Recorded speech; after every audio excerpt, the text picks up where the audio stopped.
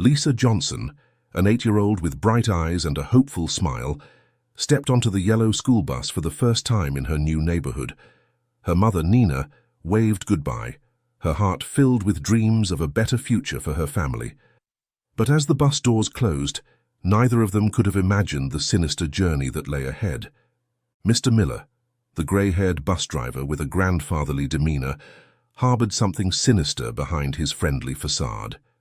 His welcoming smile concealed a dark truth that would soon cast a shadow over young Lisa's life in ways her parents could never have anticipated.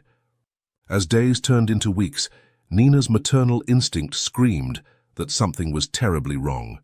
In a predominantly white neighborhood, her growing fears about Mr. Miller, a long-standing bus driver respected by the community, seemed impossible to voice without risking disbelief or worse. What unspeakable acts were happening on that school bus, and how could one mother's determination to protect her child become the catalyst for exposing a community's shocking secrets? Before we dive into this gripping tale of courage and justice, comment below where you're watching from today. And if you enjoy this shocking story, don't forget to subscribe. The warm summer breeze rustled through the leaves of the giant oak tree in front of the modest 2-story house. A moving truck rumbled away down the quiet suburban street, leaving behind a family of 3 standing on their new front lawn. Lisa, an energetic 8-year-old girl with dark curly hair and bright eyes, bounced on her toes, taking in the unfamiliar surroundings. Her mother, Nina, placed a gentle hand on Lisa's shoulder. "Well, what do you think, sweetheart?" she asked, her voice tinged with a mix of excitement and apprehension. Lisa tilted her head, considering. "It's different," she said finally. "But I like the tree. Can we put a swing on it?" Nina laughed, some of the tension easing from her shoulders. "We'll see. Maybe once we're all settled in."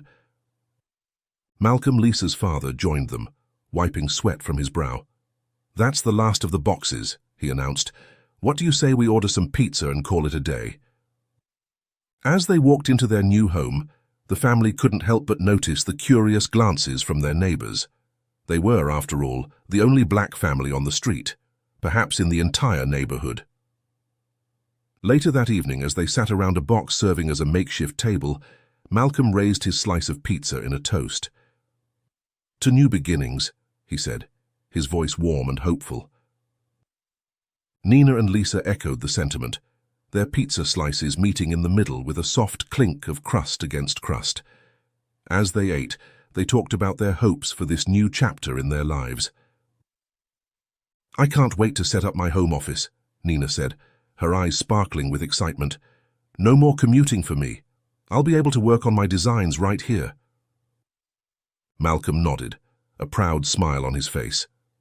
"And I'm sure you'll knock their socks off at the new firm," he said, referring to his own job in the city. "It's a bit of a drive, but the opportunity is worth it." Lisa piped up, her mouth full of cheese and pepperoni. "What about my new school? Do you think I'll make friends?"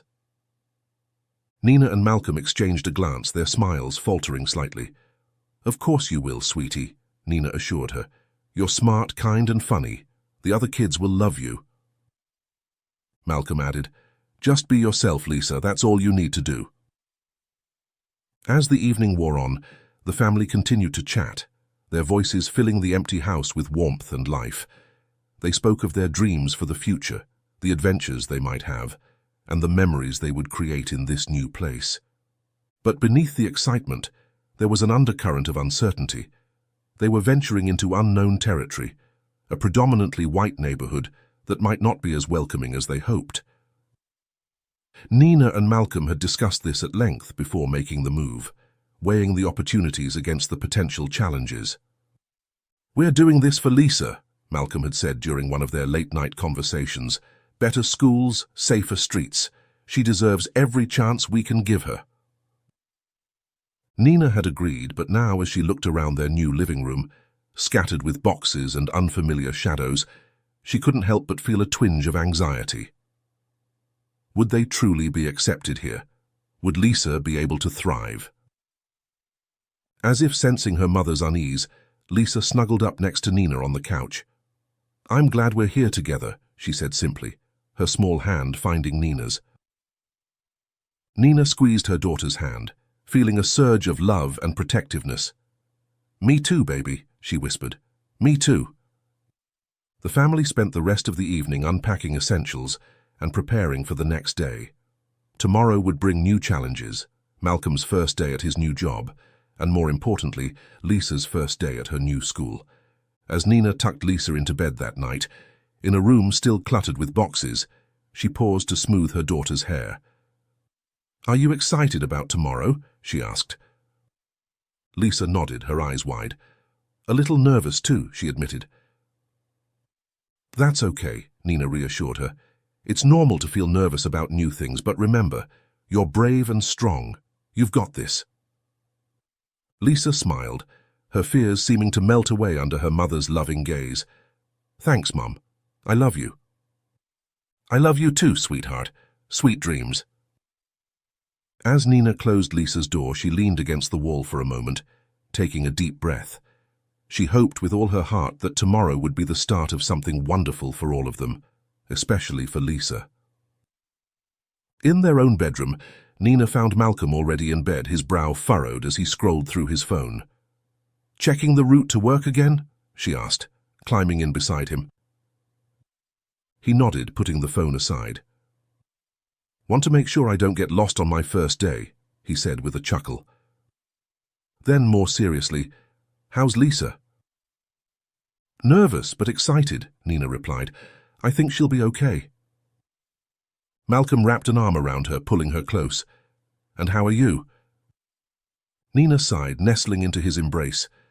"The same, I guess, nervous but excited." She paused, then added softly, "I hope we made the right decision, Malcolm." "We did," he said firmly. "It might not be easy at first, but we're together. We can handle anything as long as we have each other." As they drifted off to sleep, the house settled around them, creaking and sighing as if adjusting to its new occupants. Outside, the stars twinkled over their new neighborhood, holding the promise of a fresh start and the potential for both challenges and triumphs in the days to come. The early morning sun cast long shadows across the driveway as Nina and Malcolm stood with Lisa, waiting for the school bus. Lisa clutched her new backpack tightly, her eyes darting up and down the street. "You've got your lunch?" Nina asked, smoothing Lisa's hair for the umpteenth time. Lisa nodded, patting her backpack. "And my notebook and pencils and—" "You're all set, champ," Malcolm interrupted gently, kneeling down to Lisa's level. "Remember what we talked about?" Lisa's face grew serious as she recited, "Be myself, be kind, and if anything makes me uncomfortable, tell a teacher or you guys right away." Malcolm smiled, giving her a quick hug. "That's my girl." The distant rumble of an engine caught their attention. As the yellow school bus rounded the corner, Nina felt her heart rate quicken. This was it, the moment they'd been both anticipating and dreading. The bus pulled up, its doors creaking open. The driver, a middle-aged white man with graying hair, looked down at them. For a moment, surprise flickered across his face, quickly replaced by a neutral expression. "Good morning," he said, his tone polite but not particularly warm. "You must be new to the route." Nina nodded, forcing a smile. "Yes, we just moved in. This is Lisa. She'll be riding with you." The driver nodded curtly. "Welcome aboard, Lisa. I'm Mr. Miller." Lisa hesitated for a moment, looking back at her parents. Nina gave her an encouraging nod, and Malcolm whispered, "You've got this, sweetheart." Taking a deep breath, Lisa climbed the steps. As she disappeared into the bus, Nina and Malcolm caught a glimpse of the other children inside. Most seemed curious, a few smiled, but one or two wore expressions that made Nina's stomach clench. As the bus pulled away, Nina and Malcolm stood hand in hand, watching until it disappeared around the corner. "She'll be fine," Malcolm said, giving Nina's hand a reassuring squeeze, but there was a hint of uncertainty in his voice that matched the worry in Nina's heart. The day seemed to crawl by for Nina. She tried to focus on setting up her home office, but her thoughts kept drifting to Lisa. Was she making friends? Were the teachers kind? Was she feeling out of place? When the time came for Lisa to return, Nina found herself pacing by the window, watching the street. The familiar rumble of the bus engine sent her hurrying to the door. Lisa bounded down the bus steps, her backpack bouncing. Nina's heart lifted at the sight of her daughter's smile. "Hi, Mom," Lisa called, waving as she ran up the driveway. "Hi, sweetie, how was your first day?" Nina asked, enveloping Lisa in a hug. Lisa's excitement was palpable as she recounted her day, her nice teacher, the girl she sat next to at lunch, the cool playground equipment.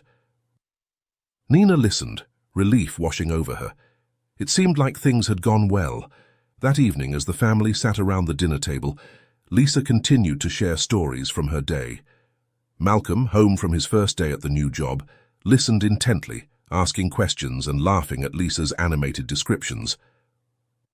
As the conversation lulled, Lisa suddenly said, "Our bus driver is rude." Nina and Malcolm exchanged surprised glances. "What do you mean, honey?" Nina asked carefully. Lisa shrugged, suddenly looking uncomfortable.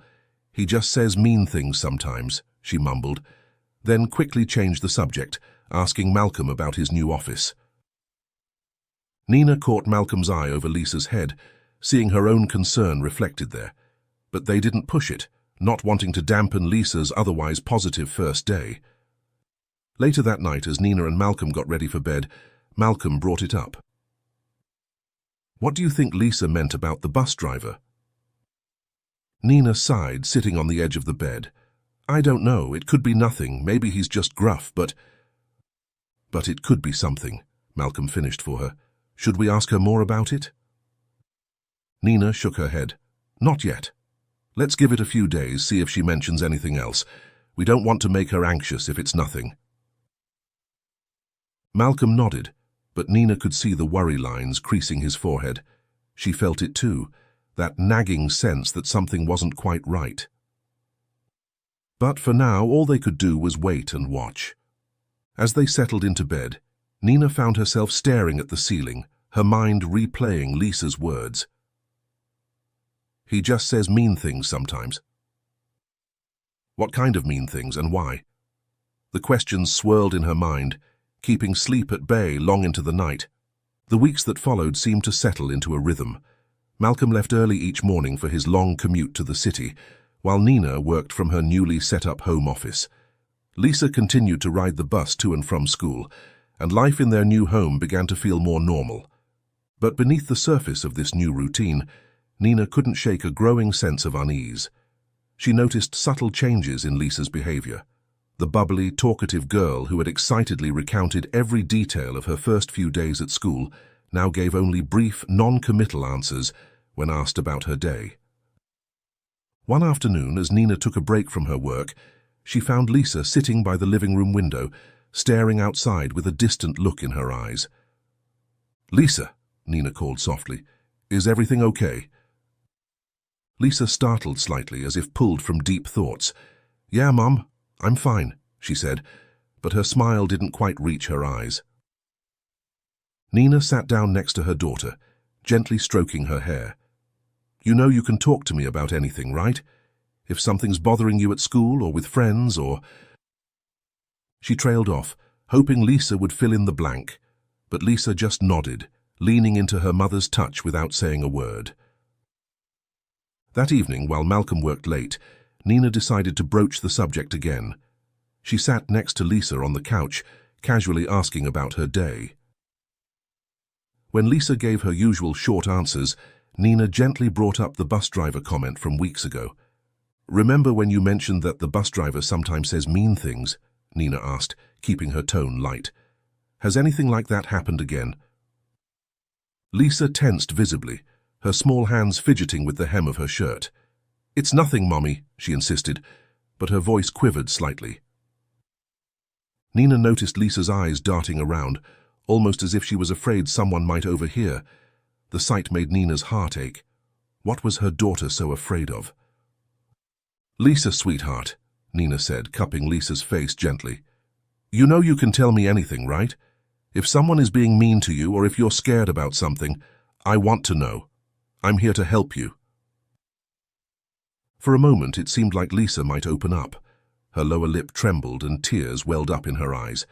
But then, as quickly as it had appeared, the vulnerability vanished.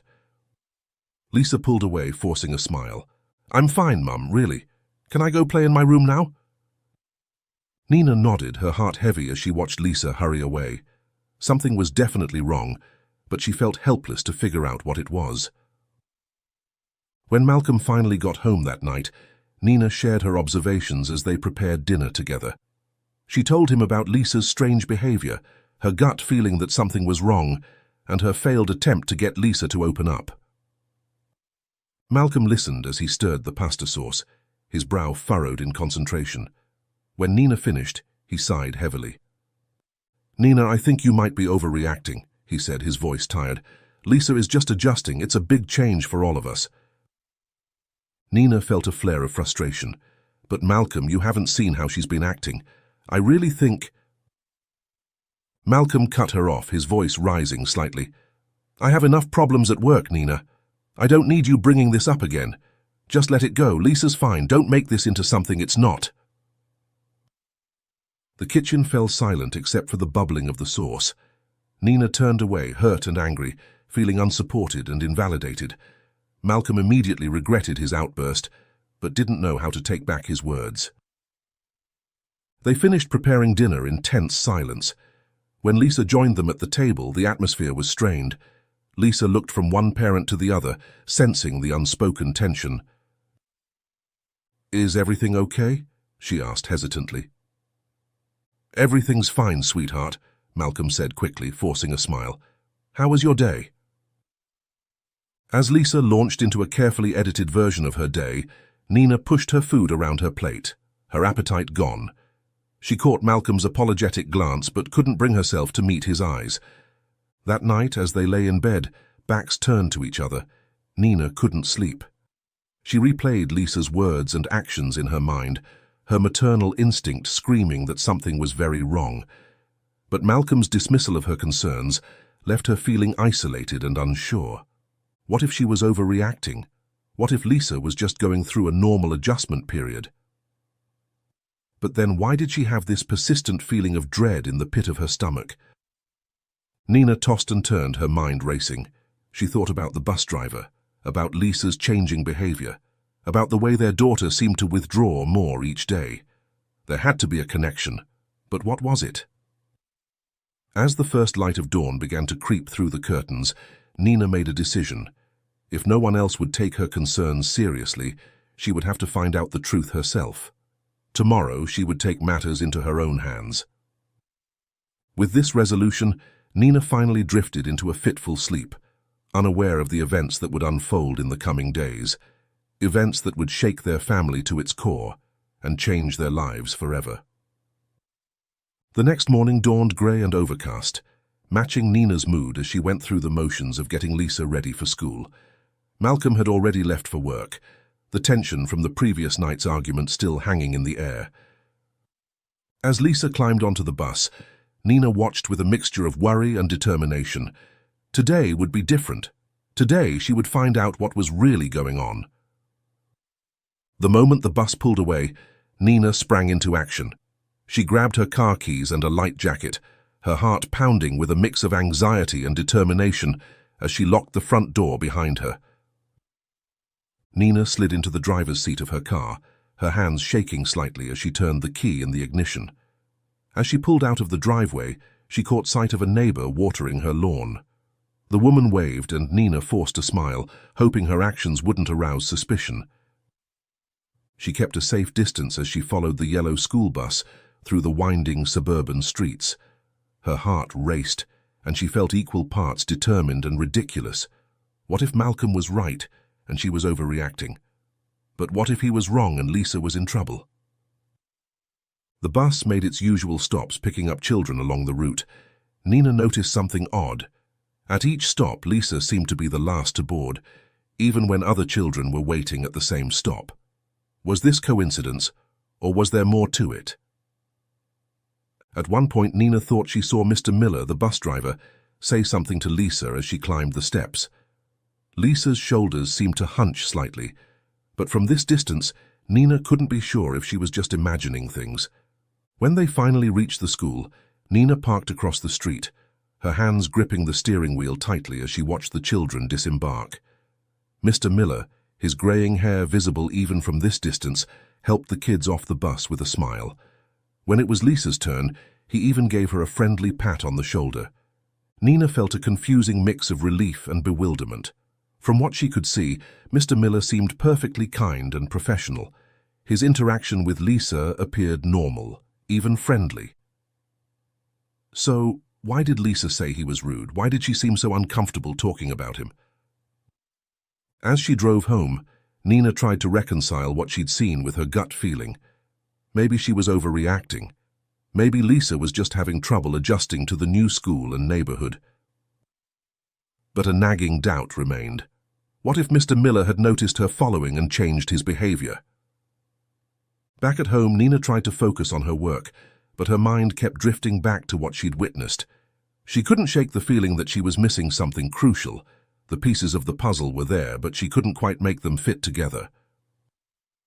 As the day wore on, Nina's thoughts churned. Should she tell Malcolm about what she'd done? Would he understand her concerns, or would he be angry that she'd gone behind his back? And what about Lisa? Should she confront her daughter directly about what was going on? By the time Lisa returned home from school, Nina had made up her mind. She wouldn't mention her impromptu stakeout to anyone. Not yet. She needed more information before she could act. "How was school today, sweetie?" Nina asked as Lisa walked through the door. Lisa shrugged, her usual response these days. "Fine," she mumbled, heading towards her room. Nina watched her go, her heart heavy. Something was definitely wrong, but what? And how could she help her daughter if Lisa wouldn't open up to her? That night, as the family sat down to dinner, Nina observed Lisa closely. She noticed how her daughter pushed her food around her plate, how she avoided eye contact, how she seemed to shrink into herself when Malcolm asked about her day. After dinner, as Malcolm cleared the table, Nina approached Lisa. "Hey, sweetheart," she said softly. "Want to watch a movie together?" Lisa hesitated for a moment, then nodded. As they settled on the couch, Nina pulled her daughter close. For a while they sat in silence, the glow of the TV washing over them. "You know I love you, right?" Nina said suddenly, her voice barely above a whisper.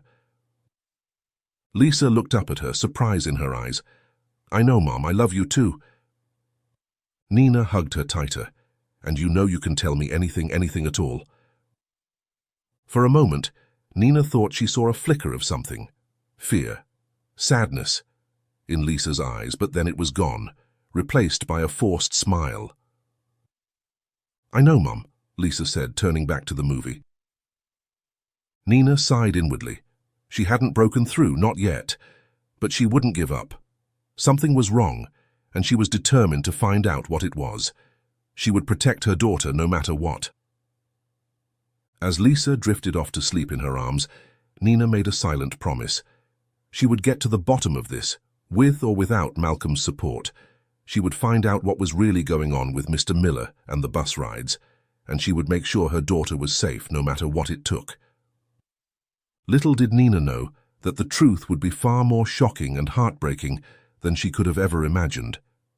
The events of the coming days would test their family in ways they never thought possible and force them to confront harsh realities about their new life in this seemingly idyllic neighborhood. The following afternoon, Nina found herself at the local park, absently watching Lisa play on the swings. Her mind was still whirling with questions and concerns from the previous day's observations. As she sat there lost in thought, a voice startled her back to reality. "Beautiful day, isn't it?" Nina looked up to see one of her neighbors, a middle-aged white woman she recognized from down the street. The woman smiled warmly, gesturing to the empty space on the bench beside Nina. "Mind if I join you?" Nina nodded, forcing a smile. "Of course not. Please, sit down." As the woman settled beside her, Nina's mind raced. Here was an opportunity, a chance to get another perspective, to see if her concerns were justified or if she was indeed overreacting, as Malcolm suggested. "I'm Sarah, by the way," the woman said, extending her hand. "I think we're just a few houses down from you." "Nina," she replied, shaking Sarah's hand. "Nice to meet you properly." They chatted amiably for a few minutes about the neighborhood, the weather, and the challenges of moving to a new place. Nina found herself relaxing slightly, grateful for the friendly conversation. Finally, gathering her courage, Nina decided to broach the subject that had been consuming her thoughts. "Sarah," she began hesitantly, "can I ask you something? It's about the school bus driver, Mr. Miller." Sarah's eyebrows raised slightly, but she nodded encouragingly. "Of course. What about him?" Nina took a deep breath, choosing her words carefully. "Lisa, my daughter, she mentioned the bus driver being rude. I've been a little concerned about how he treats the kids. I was wondering if you've heard anything similar from other parents or your own children." The change in Sarah's demeanor was immediate and shocking. Her friendly smile vanished, replaced by a hard, angry expression that made Nina recoil slightly. "How dare you?" Sarah hissed, her voice low but filled with venom. "How dare you accuse Mr. Miller of anything? He's been driving the kids in this neighborhood for decades. He's a good man." Nina was stunned into silence, her mouth opening and closing wordlessly as Sarah continued her tirade. "You just came into this neighborhood, and you're already causing trouble, thinking you're the boss around here," Sarah spat, her face flushed with anger. "If you don't like it, you're free to leave. I think you'd be doing everyone here a favor anyway." The words hit Nina like a physical blow. The thinly veiled racism in Sarah's outburst left her feeling sick to her stomach. She had suspected that not everyone in the neighborhood would be welcoming, but the raw hostility in Sarah's voice was beyond anything she had imagined. I'm sorry," Nina managed to stammer, rising from the bench on shaky legs. "I didn't mean to offend anyone. I was just concerned about my daughter." Sarah stood as well, her eyes cold. "Well, maybe you should teach your daughter to show some respect instead of making up stories about good people." With that, Sarah turned on her heel and stalked away, leaving Nina standing alone, feeling as if the ground had been pulled out from under her feet. Across the playground, Lisa had stopped swinging and was watching the scene with wide, worried eyes. Nina forced herself to smile reassuringly at her daughter, even as her mind reeled from the encounter. As they walked home, hand in hand, Nina's thoughts were in turmoil. Sarah's reaction had been so extreme, so disproportionate to a simple question. Was this how the entire neighborhood felt about them? Were they seen as troublemakers simply for existing here? More importantly, what did this mean for Lisa's situation? If this was how an adult reacted to a mere question about Mr. Miller, how would they respond if Lisa ever came forward with a real complaint? That night, after Lisa had gone to bed, Nina sat alone in the living room, turning the day's events over in her mind. She hadn't told Malcolm about her conversation with Sarah. She couldn't bear to see the "I told you so" look in his eyes if he dismissed her concerns again. But now, more than ever, Nina was convinced that something was deeply wrong. The pieces still didn't fit together, but Sarah's overreaction had only strengthened Nina's resolve to get to the bottom of what was happening. As she finally headed to bed, exhaustion weighing heavily on her, Nina made a decision. She would continue to investigate on her own. She would watch, listen, and gather evidence. And when she had enough to prove that her concerns were valid, she would confront Malcolm, the school, and anyone else who stood in the way of protecting her daughter. Little did Nina know that the truth she sought would come crashing down on their family sooner and more dramatically than she could have ever anticipated. The events set in motion by her simple question to Sarah would snowball into a crisis that would test their family's strength, challenge their beliefs, and forever change their lives in this new community. The weeks that followed Nina's unsettling encounter with Sarah were filled with a tense, uneasy quiet. Nina and Malcolm were hyper-vigilant, watching Lisa for any signs of distress, but she seemed to be doing better. The cloud that had hung over her in recent weeks appeared to be lifting, and she was talking more about school and her new friends. Nina found herself wondering if perhaps her fears had been unfounded after all. Maybe Lisa had just been going through an adjustment period and things were finally settling down. The thought brought both relief and a twinge of guilt. Had she really been on the verge of upending their lives over nothing?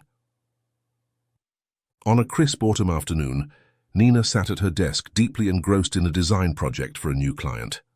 The house was quiet, filled only with the soft tapping of her keyboard and the occasional rustle of leaves outside the window. Glancing at the clock on her computer screen, Nina realized it was almost time for Lisa to return from school. She saved her work and headed to the kitchen to prepare an after-school snack, as was their usual routine.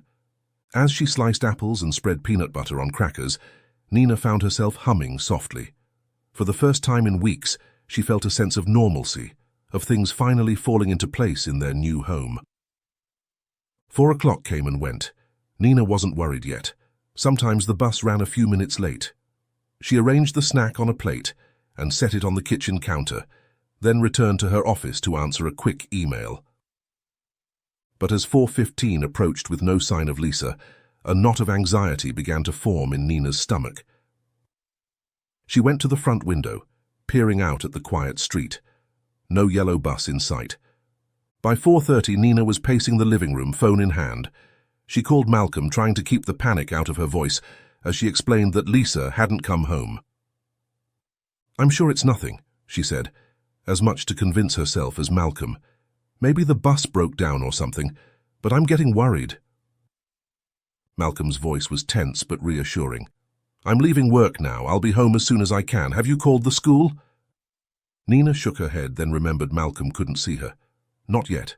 I wanted to check with you first. I'll call them right now." As the sun began to set, casting long shadows across the lawn, Nina's worry turned to full-blown panic. She called the school, her voice shaking as she explained that Lisa hadn't come home. The receptionist informed her that all buses had returned to the depot and the school was closing for the day. "But my daughter isn't home," Nina insisted, her voice rising. "She has to be somewhere between the school and here. Can't you check? Can't you do something?" The receptionist's voice was sympathetic but firm. "I'm sorry, Mrs. Johnson, but all our staff have left for the day. If your daughter doesn't turn up soon, I suggest you call the police." Nina hung up, her hands trembling. Call the police? How had this happened? How had a normal day turned into this nightmare? Malcolm arrived home to find Nina in tears, frantically dialing the bus depot. Nina and Malcolm clung to each other, both imagining worst-case scenarios. The ticking of the clock on the mantel seemed to mock them with each passing second. "This is all my fault," Nina whispered, her voice hoarse from crying. "I knew something was wrong. I should have done more. I should have—" Malcolm cut her off, pulling her close. "This is not your fault, Nina. We'll find her. She has to be somewhere." Just as Nina was about to grab her keys and drive around the neighborhood, they heard the creak of the front door. Time seemed to stand still as they turned to see Lisa walk in, 2 hours late, her yellow skirt wrinkled, pink shirt askew and her usually neat braids disheveled. Nina rushed to her daughter, wrapping her in a tight embrace. "Where have you been? We were so worried," she cried, relief and fear mingling in her voice. Malcolm joined them, enveloping both Nina and Lisa in his arms. For a moment they stood there, a tangle of limbs and emotions, the fear of the past hours giving way to overwhelming relief. But as Nina pulled back to look at her daughter, she felt her blood run cold.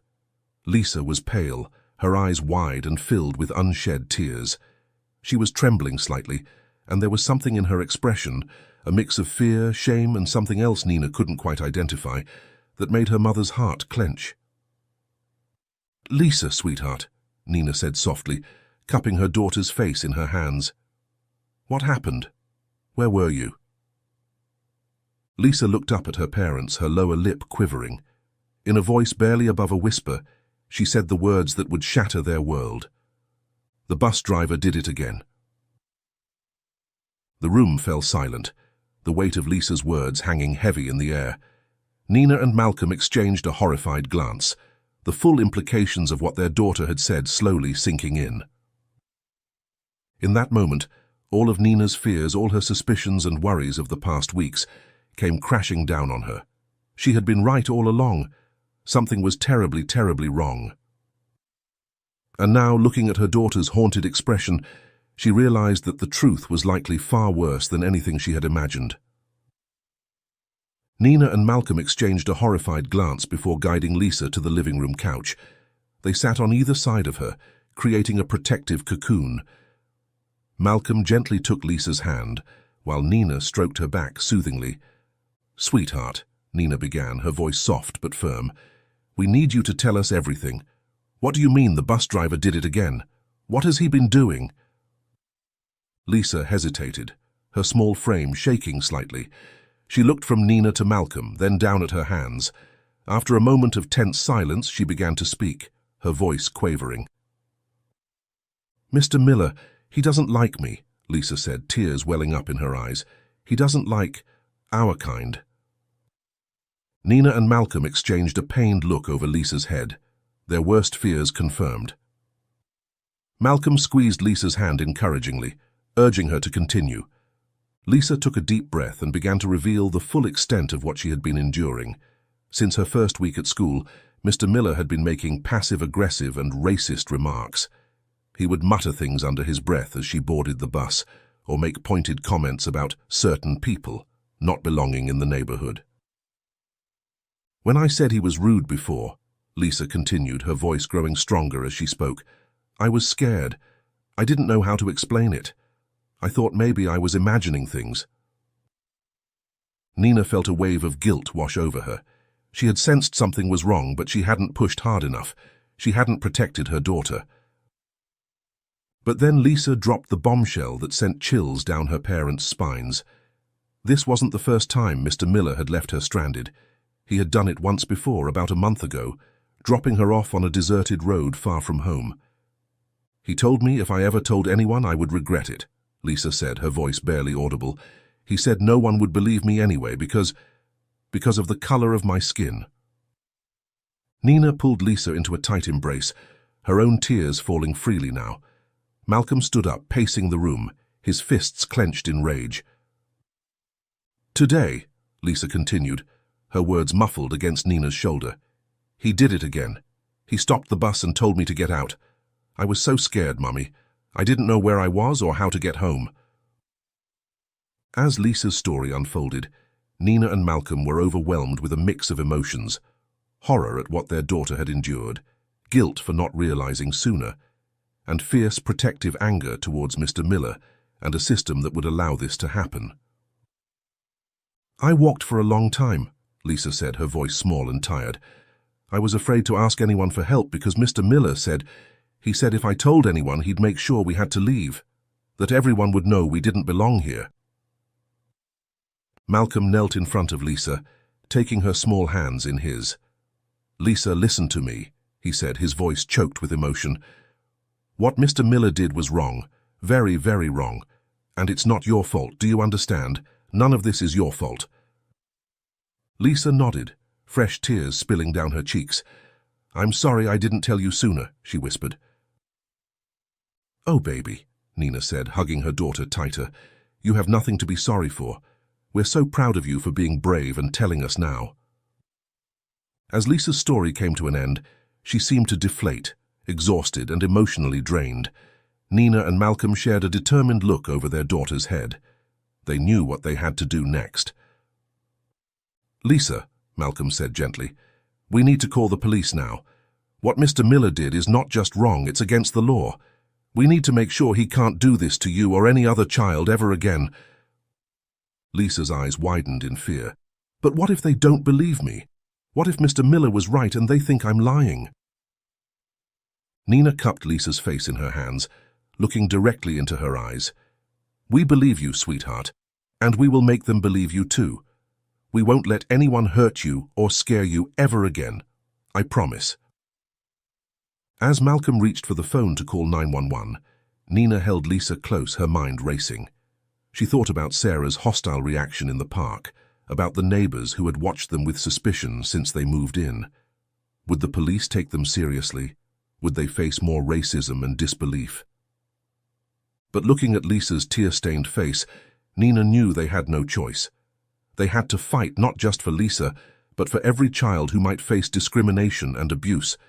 They had to stand up and make their voices heard, no matter how hard it might be.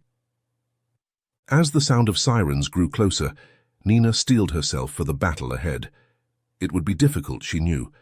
They would face skepticism, hostility, and probably more racism, but they would face it together, as a family.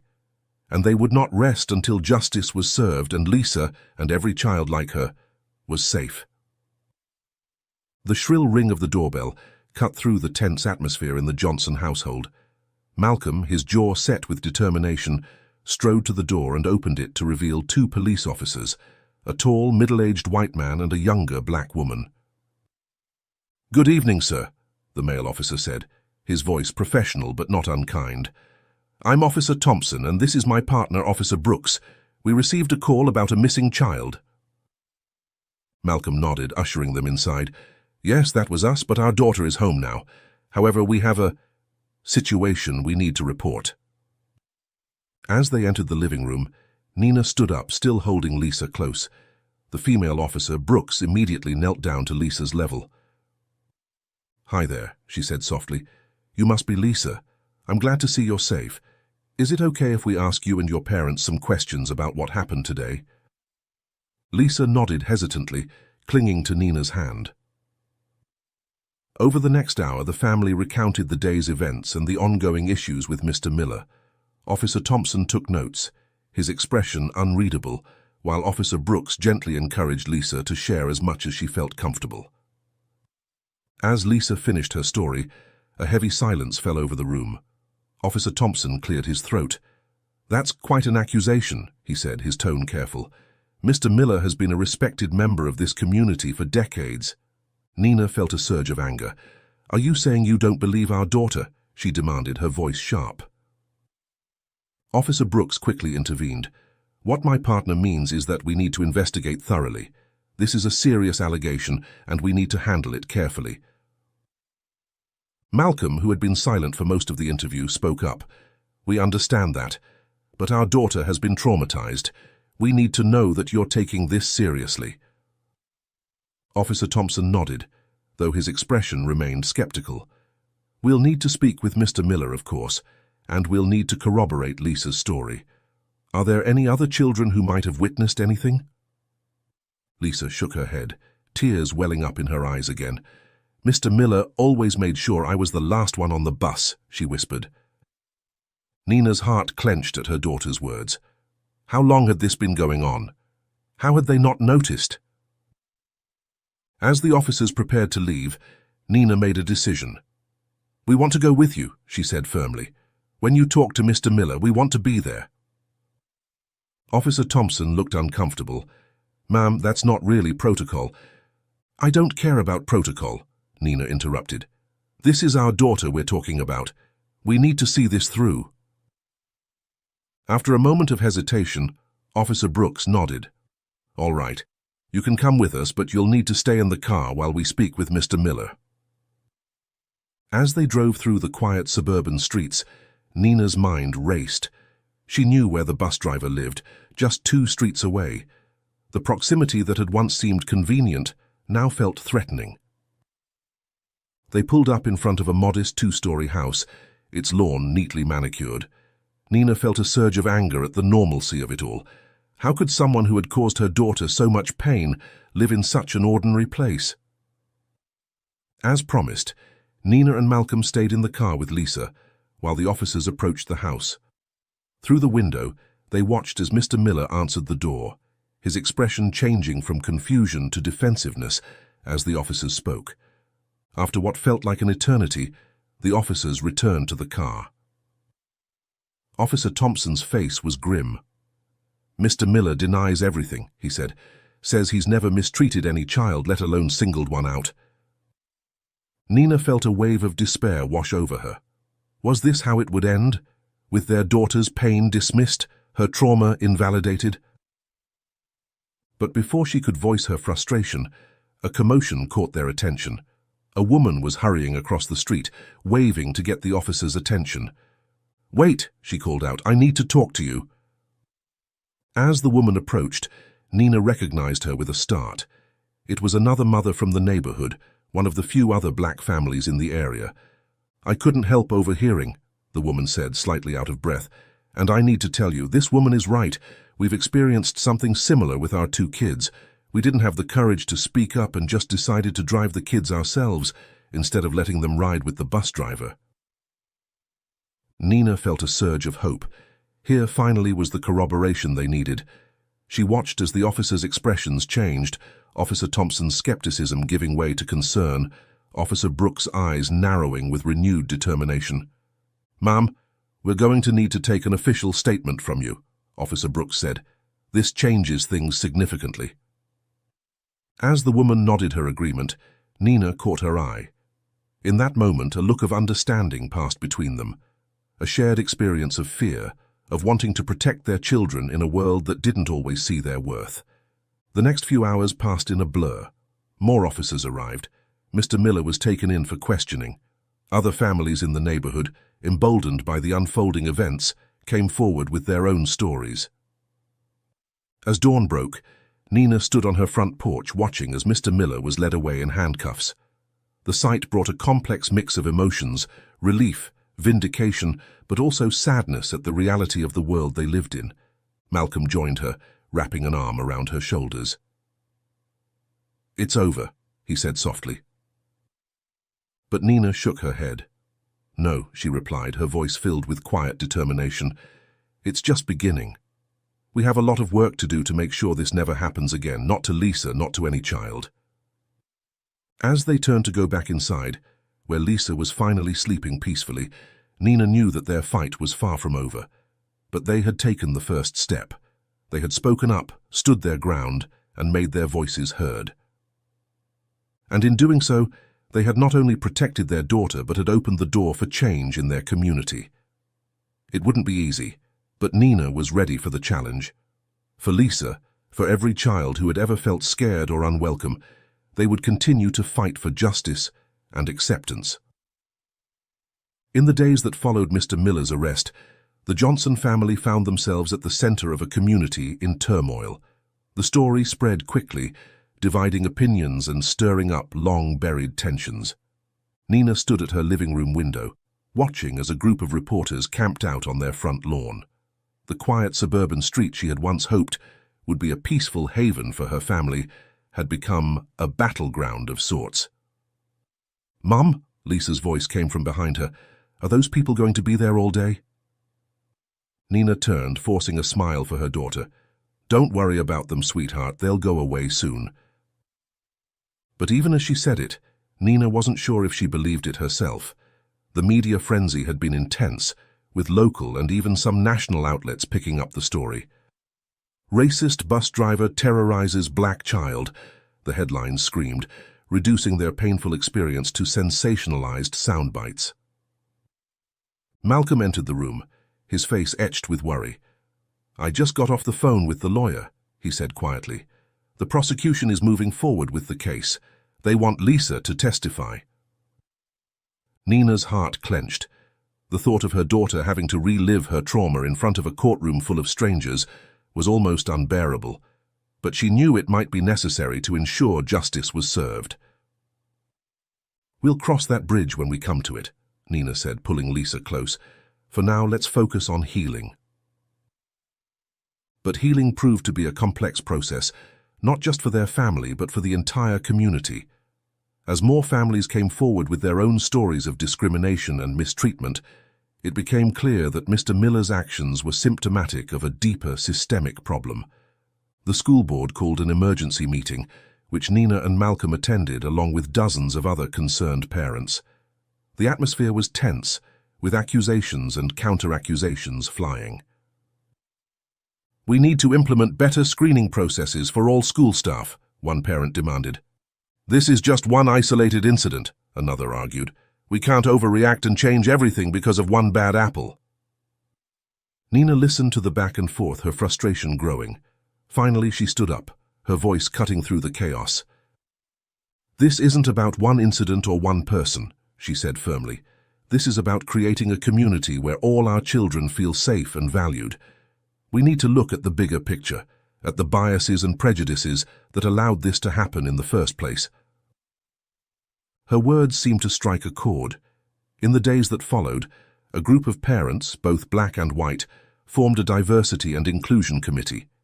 They began working on proposals for cultural sensitivity training, more diverse hiring practices, and a new system for reporting and addressing concerns. At home, Nina and Malcolm focused on helping Lisa heal. They found a therapist who specialized in working with children who had experienced racial trauma. Slowly but surely, they saw glimpses of their vibrant, confident daughter re-emerging. One afternoon, as Nina was helping Lisa with her homework, there was a knock at the door. She opened it to find Sarah, the neighbor who had lashed out at her in the park weeks ago. I owe you an apology, Sarah said, her eyes downcast. I was wrong to dismiss your concerns. I'm sorry for how I treated you. Nina was taken aback by the unexpected apology. For a moment she was tempted to shut the door in Sarah's face, to reject the olive branch being extended. But then she thought of Lisa, of the world they were trying to create for her. Thank you for saying that, Nina said finally. It means a lot. It was a small step, but a significant one. As the weeks turned into months, Nina saw more such steps being taken throughout the community. The school implemented new policies, including cameras on all buses and an anonymous reporting system for students and parents. Mr. Miller's trial came and went. With the testimony of multiple families and the evidence gathered by the police, he was convicted and sentenced.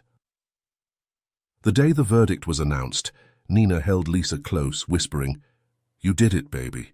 You were so brave and you helped make sure he can't hurt anyone else." Lisa looked up at her mother, a small smile playing on her lips. "We did it, Mom. All of us together." As spring bloomed, bringing new life to the neighborhood, Nina felt a sense of cautious optimism. There was still work to be done, challenges to be faced, but they had chosen to stay, to be part of the change they wanted to see. One sunny afternoon, Nina watched from her porch as Lisa boarded the school bus. The new driver, a kind-faced woman of color, greeted each child with a warm smile. Lisa turned and waved to her mother before taking her seat, chatting animatedly with a diverse group of friends. Nina waved back, her heart full. They had faced darkness and come out the other side. They had turned a painful experience into an opportunity for growth and change. And most importantly, they had shown Lisa, and everyone else, the power of standing up for what's right, no matter how difficult it might be. As the bus pulled away, Nina took a deep breath of the fresh spring air. There would be more challenges ahead, she knew. The work of creating a truly inclusive community was ongoing. But for now, in this moment, she allowed herself to feel hope. Hope for Lisa, hope for their family, and hope for a future where every child could feel safe, valued, and at home. Thank you for joining us on this journey of courage and transformation. If you were moved by the Johnson family's story as much as we were, I've handpicked another tale that will touch your heart. Please don't miss it. Click here to watch it now.